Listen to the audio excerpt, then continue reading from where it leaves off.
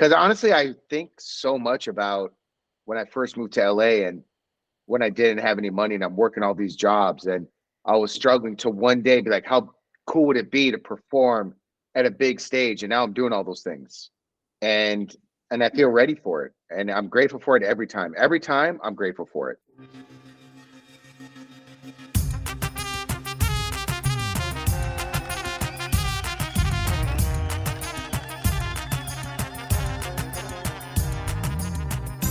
Hi everyone, you are listening to episode 200 of the Assyrian Podcast. I'm your co-host Sarah, and if you know me at all, you know I love anything and everything entertainment related.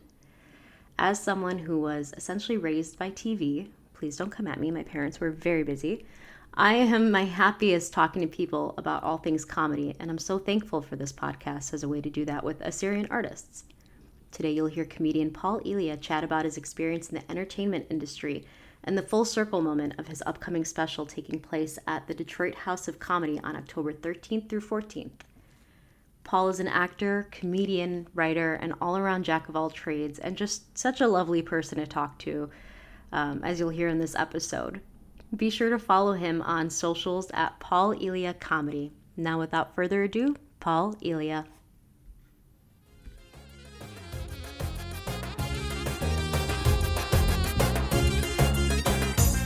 Thanks so much, Paul, for joining me while you're on tour. Are you back in Detroit right now for your special? I'm in Miami right now. Oh, no way. Yeah, I'm doing shows here. I got some shows. So this is the last stop before I film the special next week. Okay, cool. How are you feeling? I feel ready. Yeah.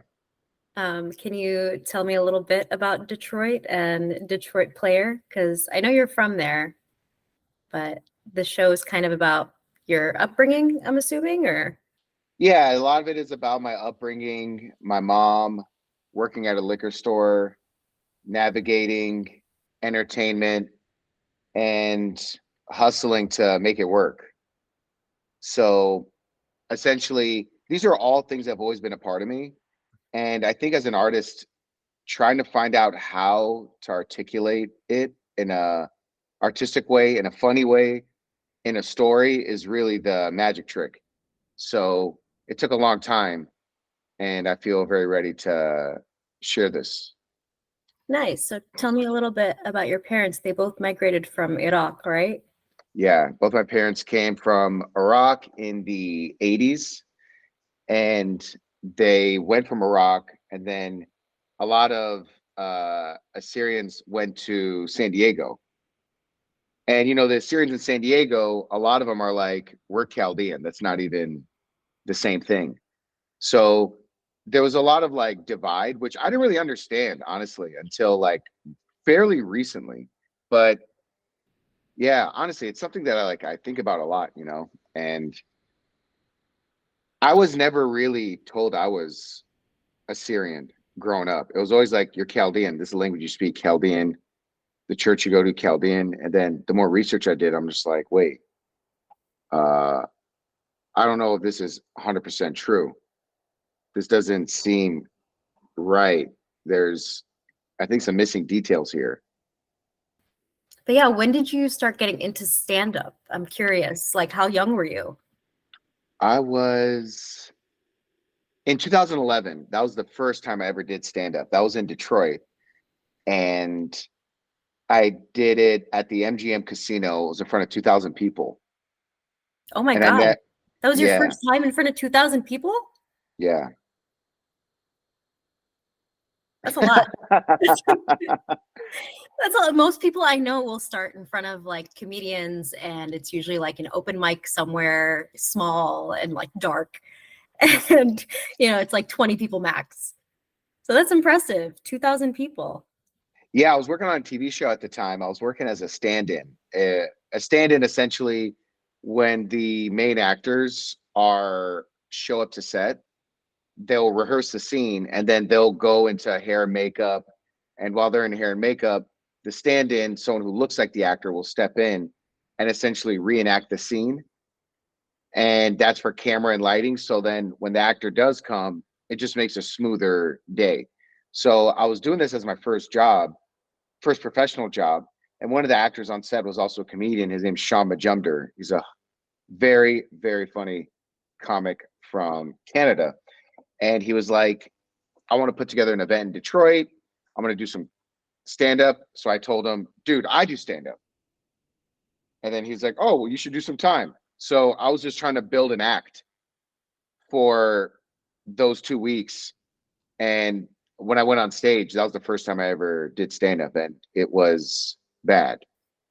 Uh, I'll give you an example. It was so bad that it was a room full of people, and I would like say a punchline, and then I could hear someone all the way in the back, like, man, what? Just ever so faintly, just conversations from the back of the room. And you're like, man, I got to keep doing this. Oh, I stopped. I stopped for a while. So you started mainly as an actor. You wanted to go into acting essentially, and Yeah. then stand up was kind of like one of the side roads that you took. Yeah. Okay, cool. I definitely felt defeated.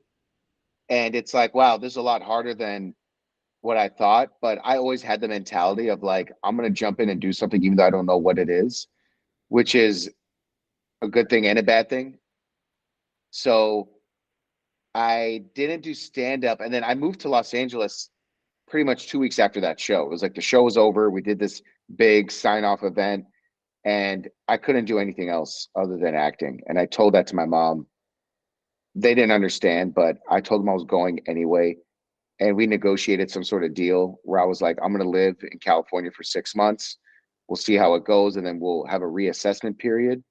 But I really feel like I do have a opportunity to have a career in this business.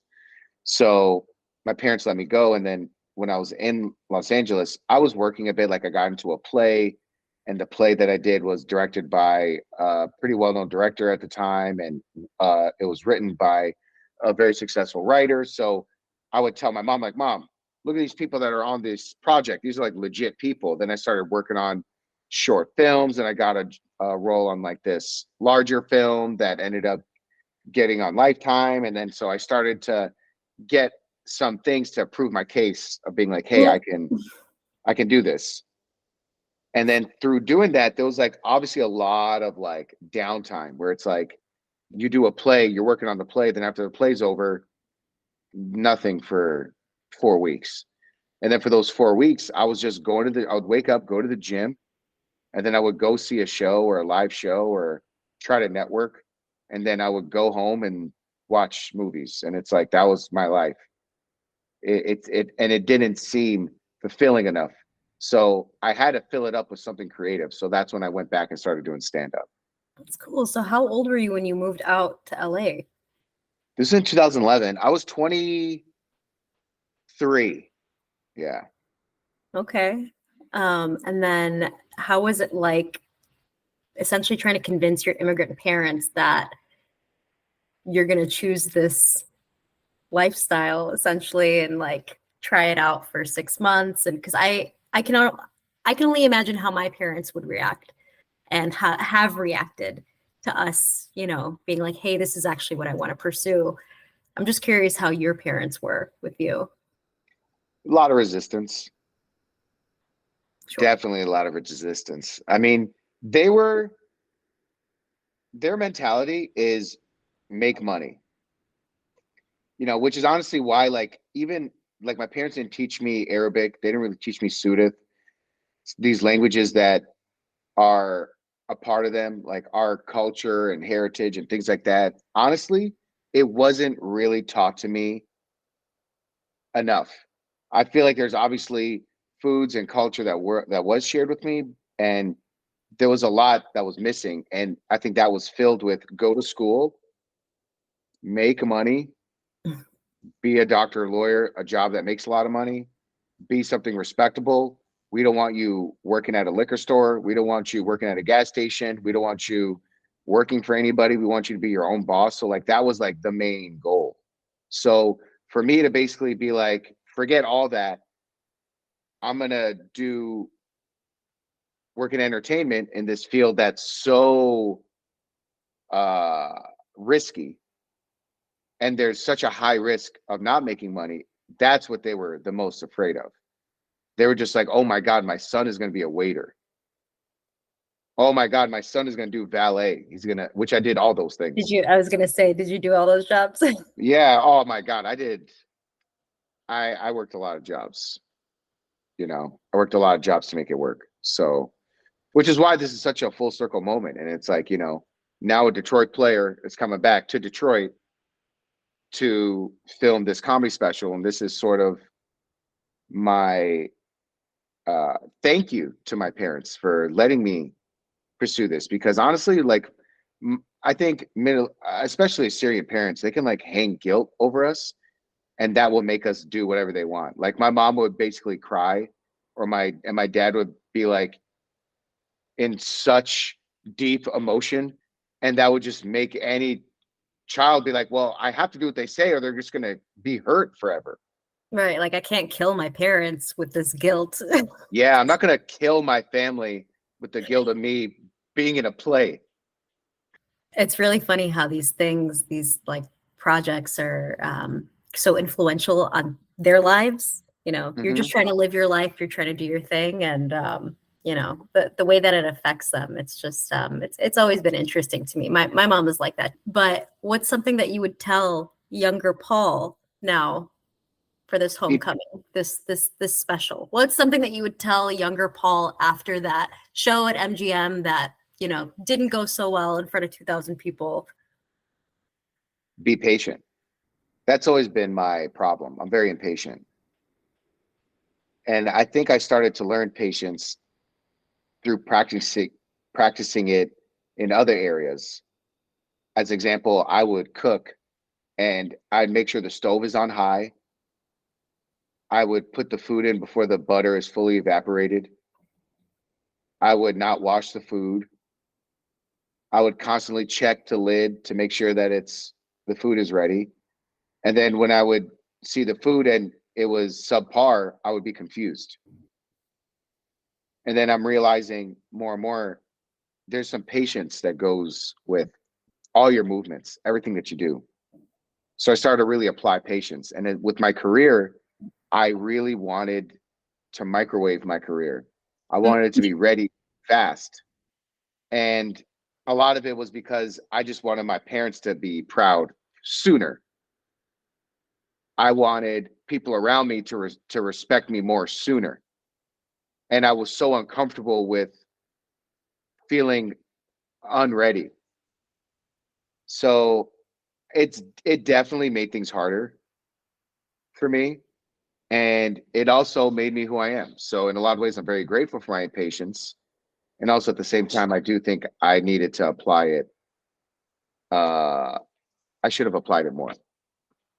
And then I do want to know, who was your like favorite comedian or comedian you looked up to, either prior to going into stand-up or even currently? One of my favorite comedians, I love this man so much. His name is Brody Stevens. Have you heard of this guy? Mm-mm. This guy, Brody Stevens, he was like one of the first comics well, that's not true. He's one of them. I would say, aside from Frank Caliendo, aside from Pablo Francisco, you know, and Bruce, and Mike Epps, and Chris Rock, and Chappelle. Of course. And what I loved about them the most was a lot of it is why I love Frank Caliendo and Pablo Francisco, were their characters. They did such Frank hilarious Caliendo characters. was like Mad TV. I'm so sorry to cut you off. Frank Yeah, Caliendo was yeah. Mad TV before, right? I think so. I think it was Mad TV. He would do these John Madden impressions, and his John Madden impression was just so funny. And I related to that so much because when I was a kid in Detroit, I would get picked on a lot, and I get beat up all the time. And I would not leave the house because I would always get into fights and lose, obviously. And the way that I would get people to not fight me is if I would do impressions of other people. So a lot of bullies would be like, hey, do an impression of James. And then I'd do an impression of James, and then they're like, all right, Paul's cool. So impressions of being funny prevented me from being bullied. So I would watch other people do impressions, people like Frank Caliendo, Paulo Francisco, and I'm like, oh my God, these people are just like me. Are they doing this because someone's trying to beat their ass? Who's trying to fight them? I, I just assume that's why everybody's doing impressions. Do you feel like I wanted to go back to this actually. You said you kind of wanted to like microwave your career in a sense, Yeah. like speed it up. Do you feel like TikTok kind of allows people to do that? I think TikTok allows people to microwave their fame, Okay. but at the end of the day, you can't run away from skill. You can make it to the NBA finals. And if you don't perform well, everybody in that stadium, everyone watching at home will know. So I'm like at the point in my career where I can perform in front of Madison Square Garden and I'm comfortable and I'm ready. And I'm like, I put enough work to where I'm like, I accepted that I am ready to perform in front of this crowd. You know, like we were in Bend, Oregon, me and Matt Rife, 6,500 people. And I was like, dude, this is actually easier than performing in front of 300 people. Like I felt like a wrestler. It was just like you go to one side of the stage, raise your hands, they go crazy. I walked to the other side of the stage, took my time, raised my hands up, and then they go crazy again. So I'm like, oh man, I'm like a maestro. And I wasn't really thinking, I hope I do well. I hope they find me funny. I'm like, I know these jokes are funny. I've been doing them for years. And sure enough, I would do them in a room full of mostly white people. And then I would say, my parents are from Iraq and talk about my family being from Iraq and hear huge laughs from people who necessarily don't really have that experience. So I'm like, wow, the fact that I'm able to share my experience with people from a different culture and get them to laugh and get them to understand and get them to DM me saying, wow, that was really cool. I have a friend who's Jordanian. I think you said Assyrian, Jordanian. Are you guys the same? You guys have the same ending. The same ending. You said you were Assyrian, so you're from Syria, right? Like my heart goes out to you guys. Yeah. Yeah, I would tell people, they're like, how come there's no, you say you're Assyrian, how come there's no country? And I was like, well, we sort of use Iraq as our Airbnb. You know, we've been there for a while. Uh-huh. So, you know, and then like funny ways to explain our history, you know? Yeah. I like that. It's kind of like it's a better, not a, I shouldn't say a better way. There are multiple ways of teaching people where you're from and who you are and who your people are. And comedy seems like it's your way, like through anecdotal comedy, through stand-up. Yeah. And then you also started the Low Key Company, which is essentially a company that it's supposed to like it kind of pays comics up front, right, for their work. Yeah, the Low Key Company is the umbrella under all my projects, which are mainly the Low Key Comedy Show, which I co-created with myself and Matt Rife, and a few other projects are in development right now. It's my production company. How did this idea come about where you're like, I'm gonna start this company and just get it off the ground? And like what brought you to that instead of just, you know, continuing on your own path, doing stand-up, like taking auditions? Like why were you like, I'm gonna start this company and, you know, start a collective essentially? Honestly, the Middle Eastern in me Mm. is like, I gotta own my own business, player. You know? So also in how entertainment works now, you can't just do one thing. You can't just be a comedian. You have to be a writer. You have to act. You have to shoot your sketches. You have to know how to edit. So what is asked of an artist is actually we're being asked to wear multiple hats.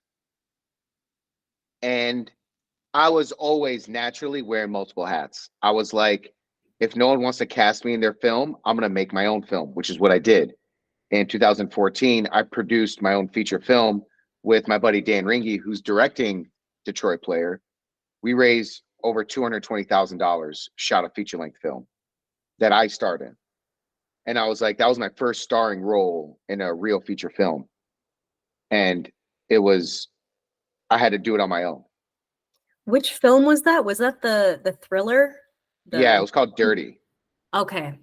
Yeah. So I was already naturally wearing multiple hats and comfortable wearing multiple hats. I would basically fund my own projects, hire all these people, write my own project just so I can act in it. I would do Vine videos, and I'm like writing Vine videos, shooting Vine videos for free when Vine was a thing, growing the channel so it can grow my channel. I would write for other people because they would put me in their thing. So I was always trying to play multiple, I was playing multiple positions.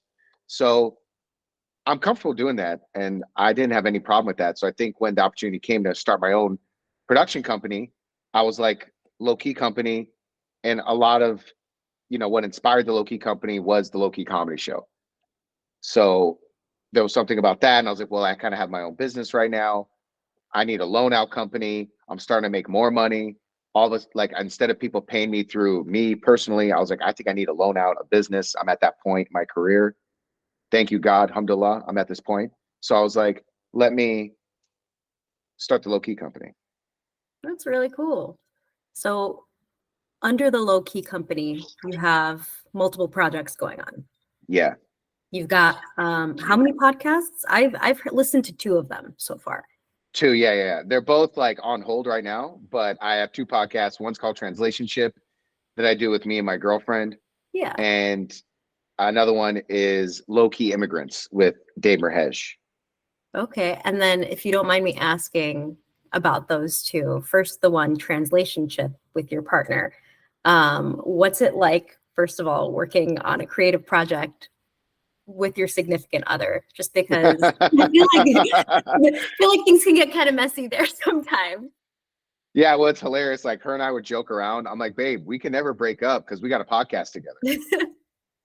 So this is our till death do us part. Nice. You locked her in. Oh yeah, we locked her in one clip at a time. How did you 2 meet? We met on Instagram. Oh, We met on Instagram. Yeah, she liked 5 of my videos in a row. And the ultimate yeah. interest indicator.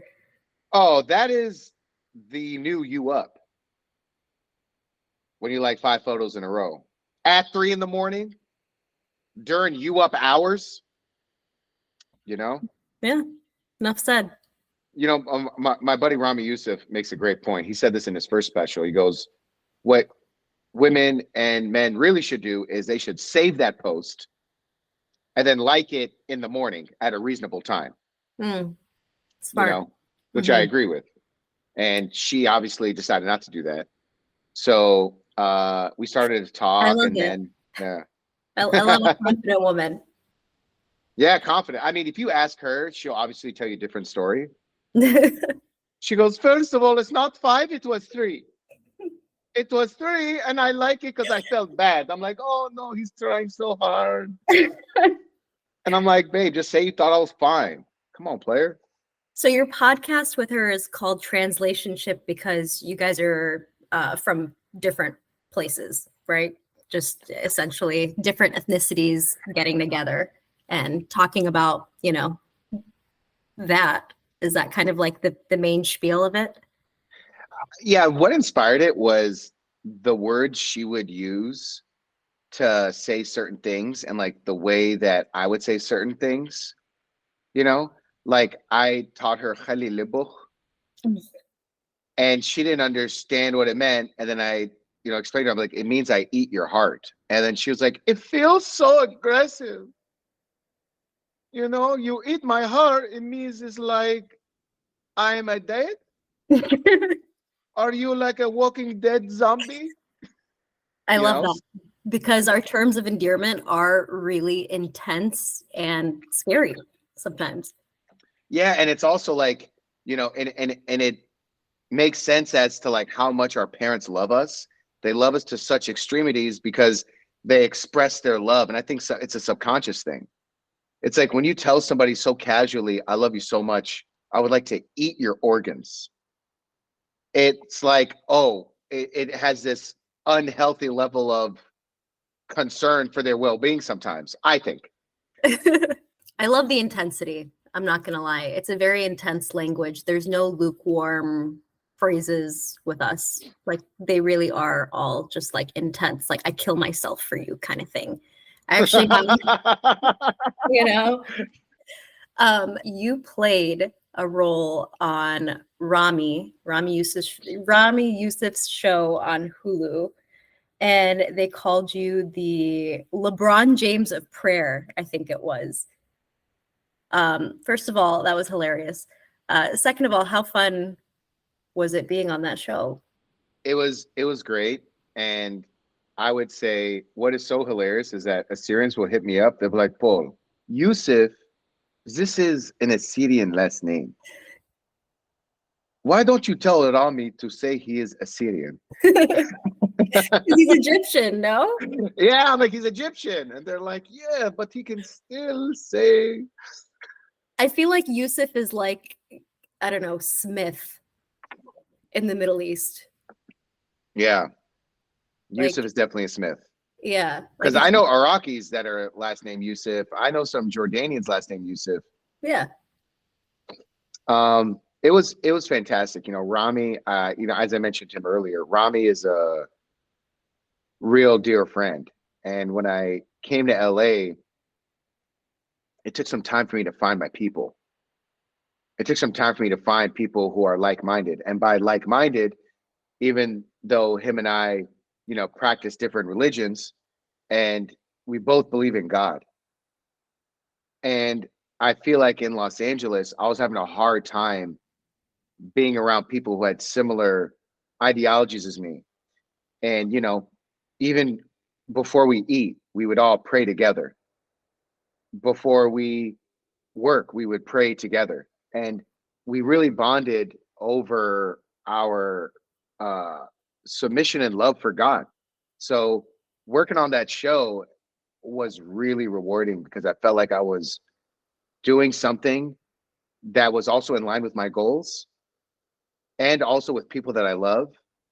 And it was just I was so grateful for that opportunity, and like Rami, he, I still had to audition for the part. I put in a tape for it. And Rami even said it. He goes, dude, I wrote this role with you in mind, which not a lot of people do that, and that role has helped me in my career. And Rami has continued to, reach out and look out for me in my career. And honestly, I would not be where I am if it wasn't for Rami. And I tell him that all the time, and I think it's important to say that. And sometimes people have an ego about like, oh, who is bringing me up? Who is doing this? I'm like, bro, this is my brother. I would do the same for him if I was in that position. And he's, thank God has put him in that position. And then he's able to look out for me. I'm also working with him on some other projects. So I'm just like so grateful, honestly, for his friendship and to be working on that show. That's really cool. Is that how you met Dave Midhage, or did you guys meet prior to that? I met Dave through doing stand-up. Oh, okay. I met him in New York. My man's, wait, can I curse on this podcast? Go for it. This motherfucker. This motherfucker is wearing purple and black square pants that were so ridiculous.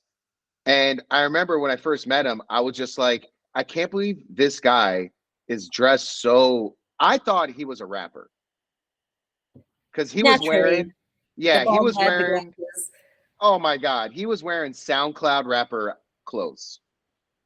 So and then also I saw him on stage and he had no material. He was just riffing with the crowd. And I was just like blown away because I was, in a lot of ways, afraid to veer off from my set and riff. And then the times where I would do that, where I'm forced to do that, it would be the funniest part of my set where I'm like open and just go off script and just riff. And then I would see Dave do it with so much ease. And I was like, wow, this man's brilliant. This guy has no fear in his heart. And we just became really good friends. And it was me, him, Mo Almer. We were hanging out till like 4 a.m. in New York. And Dave and I have been close friends ever since. That's really cool. You guys all like travel and do comedy together, right? Yeah. There was a podcast actually that so I did research. naturally. Thank you. Hi, Right. hi, research. Before I met you. So I listened to a lot of your podcasts with Dave, and there's one with Natalie Okar, and you guys had actually gone to Lebanon all together. Yeah, So you guys are like traveling internationally and doing stand-up. What's that like? man, God is good. It's just so great. It's so great.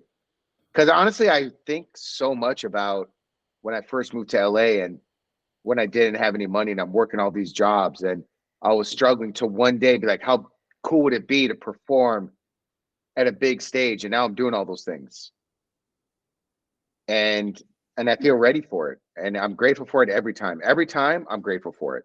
Also, I have game time focus, like I'm not like in a complete whimsical, mesmerized look all the time, but it's like I'm able to take a moment where I like breathe in and breathe out. All right, yeah, game time focus. Game time focus is essentially like, like I'm sure you have interviewed and spoken to some of the most prominent people in our culture, you know, and like the thing is, this is audio, so people aren't going to see your face, but it's like, I've also listened to several episodes of the podcast, and it's like you've had very intellectual conversations, deep conversations about history and culture with some of the most prominent people in our culture, at least the ones that are able to speak about who we are. And I'm sure there's a point where you're like, wow, thank you, God. Wow, I get to have these conversations and listen to these people and learn from these people and carry some of this experience to my own life. So my way of being fulfilled and is I would just feel it for a brief moment, and I'm like, and I'll say a prayer. I'm like, thank you, God, for this moment, and then I'm like, oh, back on game time vibes. So I wanted to talk to you a little bit about you have your show Mentor that's out on Amazon Prime that I also watched, by the way. That was one of my first projects. Did you write your own part? Like, was it like you wrote your part and then you were in Mentor, you were involved with Jason Stewart, who's another Yeah, comedian, and then Alexandra Paul, who was on Baywatch. yeah. How did you guys even get involved with each other? I'm I'm so curious. And then like, how did this come about? A lot of it was like what I said earlier. Like I had to write my own parts because I just wanted to act, and I met Jason through comedy. And Jason Stewart, maybe a lot of people are unfamiliar with him. He's been doing comedy for a long time. And when I saw him go up for the first time, I was like, this guy's a master. This guy's crowd work, his speed is so quick, so fast. I mean, his style of comedy is so unique. And I was just really impressed by it. And so I was like, dude, we started to like talk and discuss to like creating projects. And then we had this idea and we wrote it together. We raised money.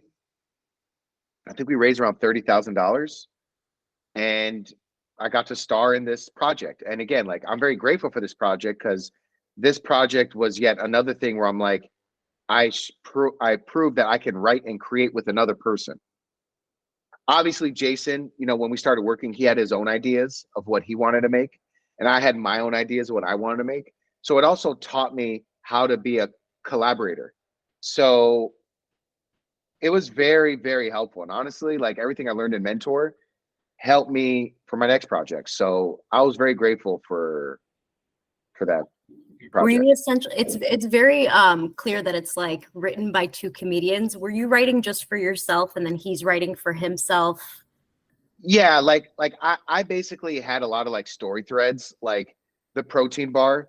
I was like, there's something interesting about the protein bar because it's something that is supposed to be a meal replacement, and it's supposed to be something that people don't want to eat because it's like I really want to eat more food, but it's essentially like a little dose of something to like, and it's used as a treat. It's used as I did a good job, here's this protein bar. So I wanted to thread that needle throughout the whole story of like, when does Jason receive the protein bar?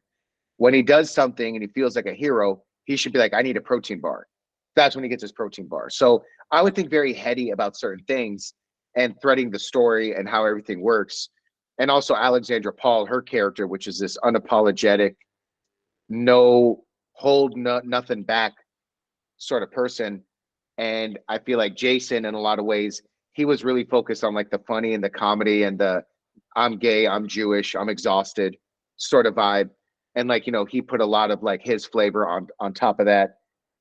So yeah, in a lot of ways, he wrote his own thing. And then in terms of story, I was like, very focused on crafting and certain things. And he would obviously listen and be like, that's a good idea too.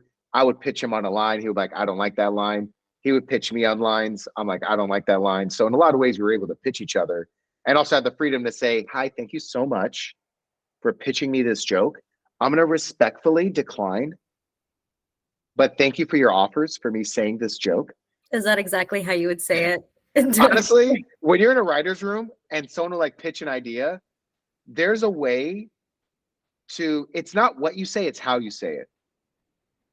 Like, I've been in rooms where like we're pitching jokes and someone would say, well, what if you say this? And then I would say, that's really interesting. I was actually thinking of another direction, but I'm going to keep that in mind because maybe that could be useful for something for another piece. As opposed to saying, no, that's dumb. Like my family, like I would like the way they talk about things, like even when I would like doing stand-up, I would like, I would pitch them a stand-up premise. Like I'm on the phone with my brother and my brother's like, so what's going on? I'm like, oh man, I'm just writing. He goes, what are you writing? I'm like, oh, I thought of this joke where I'm going to talk about this. And then he'd be like, yeah, that's stupid. And then I'm like, okay, so your official review of my joke is that it's stupid. You're a neurosurgeon. Straightforward, to the point. You're stupid. No, it's stupid. So I'm just like, you have to know how to like communicate. But basically, I was never really taught how to communicate this way. This is all new. So the thing is, I would like communicate this way, like, and even some of my friends back home, like they would say something and I would say, well, like they would say, oh, bro, John the other day said the dumbest thing, bro. So stupid. And then I would say, well, is it stupid or is it something that you may not really fully understand right now, which is why you're having this resistance? And then they will be like, dude, when did you become a Democrat? Which is your favorite of these trades? Because you're saying you do all of these different things. You're writing. You are on Conan as well, right? Yeah. Which has been, if you have a favorite of the trades, do you enjoy writing more? Do you enjoy acting? Do you enjoy the stand-up more nowadays? It fluctuates. Right now, I'm all in on stand-up. And when I'm done with this project, when I need to act, I'm ready to go. I love all of it. And it's hard. It's hard to pick one. Honestly, it like depends on my mood. It depends on my mood. Sometimes I'm like, I want to act. And then sometimes I'm like, I like writing. Hi. Yeah, it just depends. So right now it's stand-up.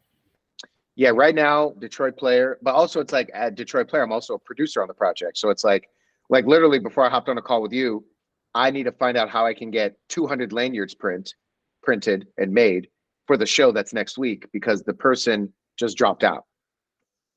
Oh, so is that what a producer does? Yeah, I mean, it handles a lot of logistical tasks. Oh, fun. A lot of producers will handle logistical tasks like, let's go to the venue, let's figure out this thing, let's make sure camera department knows what they're doing, let's have someone build a schedule, let's make sure we have all the deliverables, let's make sure the hard drives are compatible with whatever software, let's make sure they're SSD cards. And so a lot of technical stuff and putting everything together sort of vibes. And I'm doing that as well, in addition to performing and writing this project. That's a lot. How do you handle all of that? God. He's like, I got the lanyards for you, bro. Straight up. Don't even worry about them. Straight up. I got a guy. Yeah, no, I love that. That's great. And then how can people watch this special? Do you have to be there in person or? If you are listening to this podcast Mm. and you want to come to the show, it is October 13th and 14th in Detroit. So if you're listening, Detroit, October 13th, 14th, Detroit House of Comedy, or if you are follow me on social media, I'm gonna release this project independently on mintcomedy.com. If you want to watch the special, you can subscribe for Mint Comedy. It is $9.99, and you get to watch Detroit Player, and also you get 3 months of Mint Comedy for free. Very cool. So in addition to watching my special, you can watch a bunch of shows for free, and they have some of the biggest comedians on the planet on that platform. So you can watch that as well. And the reason why I decided to release it this way is because I want to own my story. I mean, I could have really pressed and pushed to put this on a streaming platform, and it was very possible. I'm starting to get a lot of people paying attention to me. I'm starting to get a lot of heat around what I'm doing. And I can, with a very straight face, go up to some of the biggest streamers in the world and be like, hey, here's this project, and they'll consider it and they'll meet with me. Also, the executive producers involved, Matt Rife, one of my dearest friends and the biggest comedian on the planet right now, Bassem Youssef, one of the biggest comedians in the Arab world right now, are all behind this project. And that is what a lot of streamers and a lot of these big companies, what they love to see. They'd see, oh, let's see who's behind it. What kind of power is behind this? So with all that said, I want to own my story. I don't want to give up ownership. That's why I'm putting this out independently. That's really cool. How did you get, I didn't ask you before, how did you get involved with Matt Rife? Matt Rife is like also like a TikToker comedian who kind of started that way. Well, I will say this: his special is going to be dropping soon. His Netflix special. I also produced that. Oh, And cool. it's all material. He is a brilliant comedian. I mean, he posts crowd work because it's like, this is disposable content, and no one does crowd work as good as him. He is, I think, one of the best in the game right now, and he's only 28 years old, and he's able to just fire shit off immediately. I mean, him and I, we're, if you look at my Instagram page, there's a lot of videos of him and I together doing crowd work. He's just brilliant. He's brilliant. And we Yeah, he met. has you cracking up most of the time. Oh my God, he kills me. He kills me. I laugh so hard. Me and Matt together, we just literally will just laugh for hours. And a lot of it is, I met him when he was 16, and was he 16? Or he was like 16 or 17, and I was 23.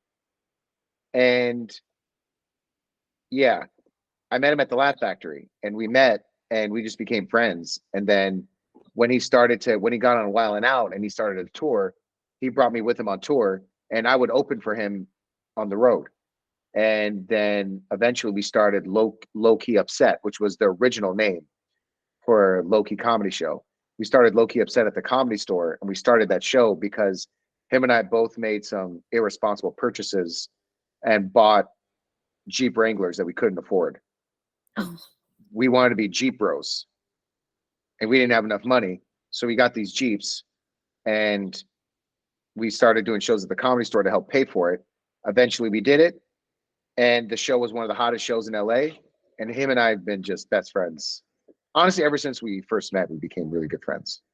So that's a long time. Long time. Like 12 years. That's interesting. Yeah, he's great. Yeah, I love Matt. Matt's honestly like one of my closest friends, and he's also someone who hasn't forgotten who he is. Like, he has all this success, he's still the same dude. God is good. God is protecting him and keeping him grounded. Actually, Rami Youssef asked you an interesting question when you and Dave interviewed him on your podcast. He asked you, are there some people that you were cool with before that you kind of have to protect yourself from since going on this journey? Of course. You want to name them? Put it right out there. I start to name all my uncles. Yeah, this game is, my one thing that I realized is how important it is to protect your energy. So when I feel like my energy is being compromised, I have to protect it.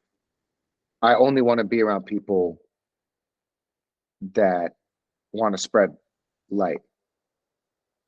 And people reveal themselves pretty openly if you pay attention. And I'm paying attention. I'm very vigilant. At least I'm trying to be. So how do you do that? How do you protect yourself from people? Like, let's say when you go back to Detroit and everybody's all over you, or I don't know. I doubt you stay. Do you stay with your parents when you go back to Detroit? Yeah, I'm not allowed to stay anywhere else. Got you. Yeah, no, that makes sense. How does that work then? People coming over constantly, like Paul, Dakhid Habibi. Yeah, We've but it's missed all you. love. It's Yeah. all love. Like that right there, that's all love. I like that. I actually want that. It's really just like people that are just like, that I could tell want to use me for something, you know, like people that will hit me up and they'll be like, hey man, can you get me in touch with Matt? Hey, can you do this? Hey man, can you do this thing for me for free? Hey bro, you want to go do this thing? And I'm just like, I'm just able to say, no, thank you. I appreciate it. I'm able to say, thank you so much for your offers. I would like to respectfully decline, and I want to wish you luck on your endeavors. Is that hard for you, or was that ever hard for you? Because I feel like a lot of people feel a sense of obligation. And then they're like, well, I have to do this for so and so, or I have to do it for this organization. Setting these boundaries, is it difficult for you? Not anymore. I think for a while I just wanted people to like me. So I was really obsessed with having everybody like me. And if anyone didn't like me, it would be a problem. And now I'm very comfortable with saying exactly how I feel. And if someone doesn't like it or if it hurts someone, it's okay because I know I'm being authentic.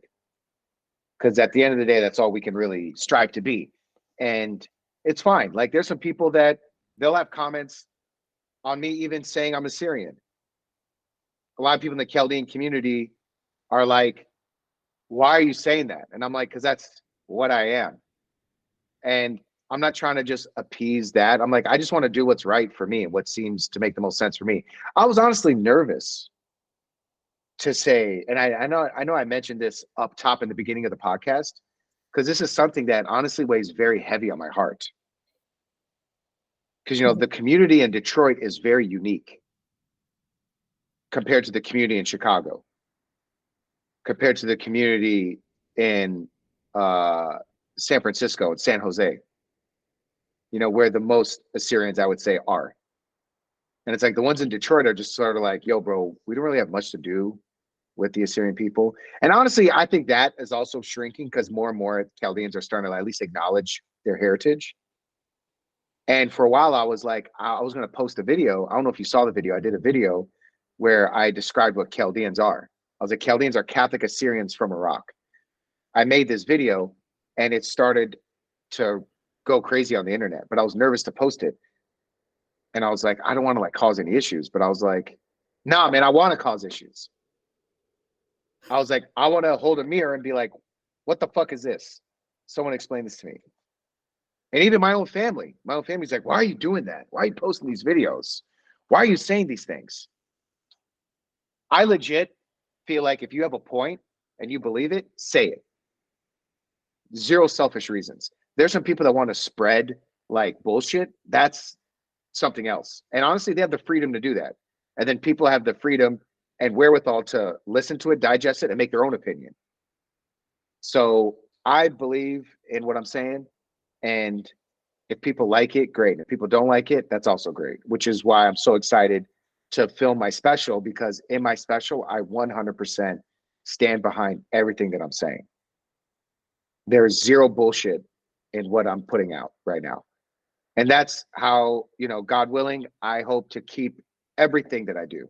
Everything that I do is 100% real, zero bullshit vibes. I love that. I can tell actually through your comedy, but I love it. And I can't wait for people to see you in Detroit Playa. It's going to be Yay! awesome. But those are basically all my questions. Wow, what a time. I know, aside from one side question, just for you, does Dave know he looks like Stanford from Sex and the City? We should. I'm gonna tell him that. You should. Yeah. What? I look like who? Yeah. Yeah. What's going Like on it. in the city? He looks like Stanford from Sex and the City to me. I Yeah, hope I he thought finds it I funny. thought Dave. I thought Dave looks like a tired egg, but That too. I can see that. I could see that.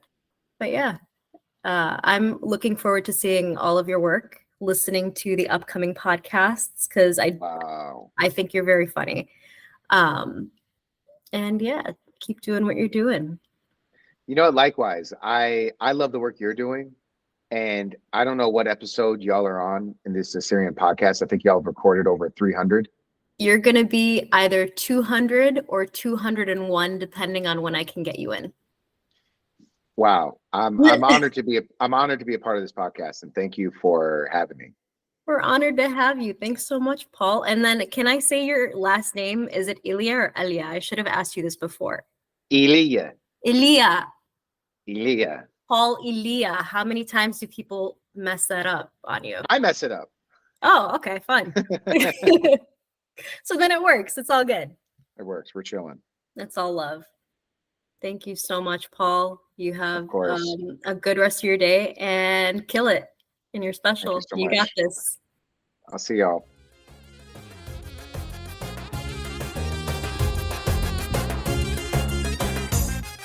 Thanks for listening. Be sure to check out Paul Elia on social media so you can stay updated on tour dates and where to watch his material. If you're not in Detroit for his upcoming special, you can still watch it on mintcomedy.com. That's MINT comedy.com. This episode is brought to you by all of us here at the Assyrian Podcast. To support, check out our site to purchase some Assyrian Podcast swag today. Thanks.